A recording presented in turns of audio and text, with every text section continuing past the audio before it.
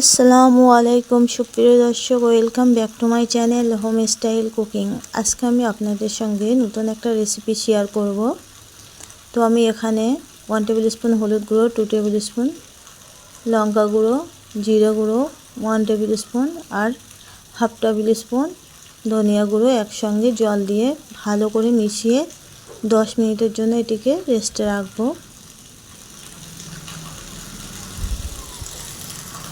এই মশলাটা এইভাবে রান্না করলে রান্নার স্বাদটা খুব সুন্দর হয়। এবারে আমি মাছটিকে ফ্রাই করে নেব। মাছটি এখানে ফ্রাই করে নিয়েছি। চলে যাব পরবর্তী স্টেপে। এখানে আমি ডাঁটা আলু মাছ রান্না করব। এটা অ্যাকচুয়ালি অসময়ে কি বলে জানি না, আপনারা অবশ্যই কমেন্ট করে জানিয়ে দেবেন। সময়ে যে ডাঁটাটা হয় সেটাকে সজিনা বলে, অসময়ে কি বলে আমি জানি না। তো এখানে 50 গ্রাম সরিষার তেল, সেই সাথে নিয়ে নিয়েছি 2টো মিডিয়াম সাইজের পেঁয়াজ কুচি। ভালো করে ফ্রাই করে নিয়ে এর সঙ্গে অ্যাড করছি আমি 2 থেকে 3টে টমেটো কুচি করে ফ্রাই করে নিয়েছি। এই পেঁয়াজ আর টমেটো এখন যেহেতু অসময়ে টমেটোটা সিদ্ধ হতে দেরি হয়, তাই জন্য আমি তেলে দিয়েছি। এটা দিয়েছি 2 টেবিল স্পুন আদা রসুন পেস্ট। এবারে এই মশলাটিকে আমি দিয়ে দিয়েছি। দিয়ে এই মশলাগুলো একসঙ্গে ভালো করে কষিয়ে নেব, যাতে আদা রসুনের গন্ধটা একেবারেই চলে যায়। এই মশলাটাকে আমি ভালো করে কষিয়ে নিয়ে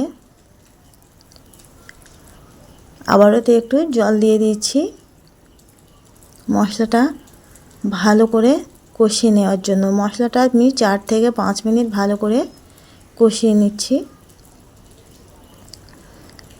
এখন দেখুন তেল ছেড়ে দিয়েছে মশলা থেকে,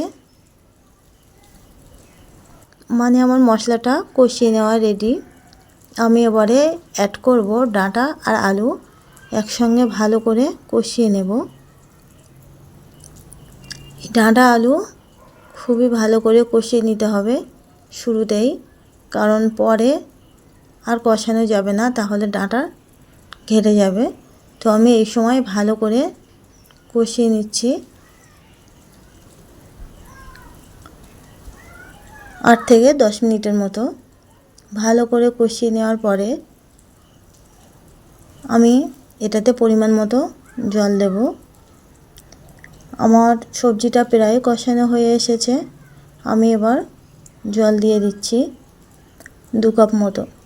2 কাপ পরিমাণ জল দিয়ে আবারও হালকা নেড়ে চেড়ে ঢাকনা দিয়ে দেব। আর এটিকে 10 থেকে 15 মিনিটের জন্য ফুটতে শুরু করবে। আবারও ফিরে আসব 10 থেকে 15 মিনিট পরে।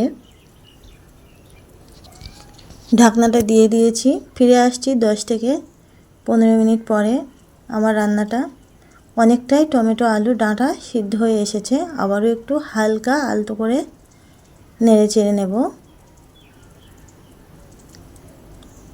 এই পর্যন্ত আমার রান্নাটি ভালো লাগলে অবশ্যই শেয়ার করবেন। আর আমার ভিডিওটি কে কোথা থেকে দেখছেন অবশ্যই কমেন্ট বক্সে কমেন্ট করে জানিয়ে দেবেন।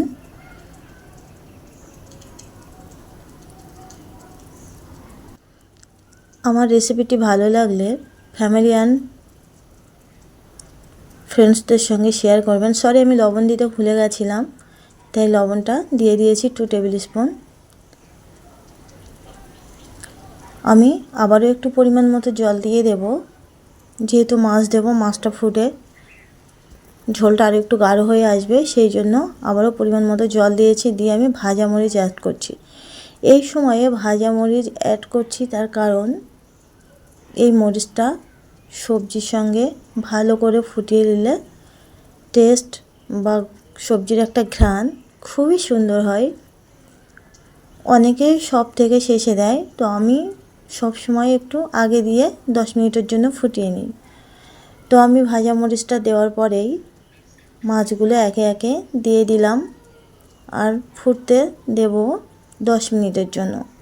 10 মিনিট ভালো করে ফুটিয়ে নিলে আমার মাছের টেস্টটাও সবজির সঙ্গে মিক্সড হয়ে যাবে। আর রান্নাটাও দারুণ টেস্টি হবে।